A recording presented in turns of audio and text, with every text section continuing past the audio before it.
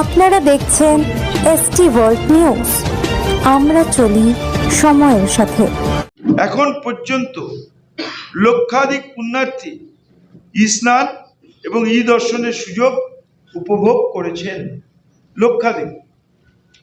গঙ্গাসাগর মেলাকে পরিবেশ বান্ধব রাখতে শৌচালয় ও ডাস্টবিনগুলিতে প্রায় 1392 লিটার 1392 লিটার পরিবেশ বান্ধব জীবাণুনাশক হার্বাল স্প্রে ছড়িয়ে দেওয়া হয়েছে। এছাড়াও মেলাকে দূষণ মুক্ত রাখতে 18 জানুয়ারি থেকে 14 জানুয়ারি পর্যন্ত মেলা প্রাঙ্গণ থেকে প্রায় 1132 মেট্রিক টন 1132 মেট্রিক টন পচনশীল ও অপচনশীল আবর্জনা ও হাসপাতালের বর্জ্য নিষ্কাশন করা হয়েছে। ফলে আপনারা বুঝতেই পারছেন যে এত মানুষের সমাগম, আজকে গঙ্গাসাগর মেলা জনসমুদ্রে পরিণত হয়েছে। এখন পর্যন্ত আমাদের কাছে যা প্রাপ্ত রিপোর্ট, বিকেল 3টে পর্যন্ত, কাল সারা রাত, আজকে সারা দিন প্রায় 1 কোটি পুণ্যার্থীর সমাগম হয়েছে এবং আমাদের আশা এটার সংখ্যা আরও অনেক কয়েক লক্ষ বাড়বে।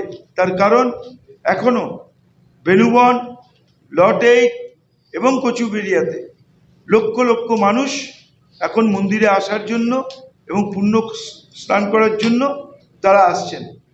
আমি অভিনন্দন জানাবো জেলা প্রশাসন এবং পুলিশ প্রশাসনকে।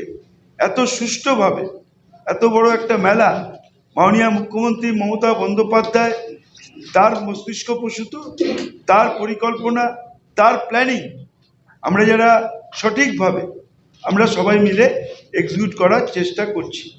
ফলে এই মেলা আজকে ভারতবর্ষের 1 নম্বর মেলায় পরিণত হলো।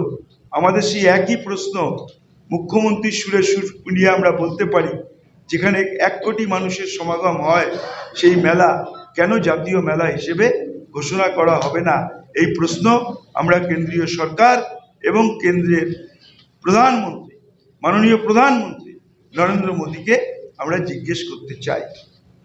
ফলে আজকে আমাদের মধ্যে পরিবহন মন্ত্রী আছেন, তিনি আজকে পরিবহন সংক্রান্ত কয়েকটি তথ্য আপনাদের কাছে পরিবেশন করবেন।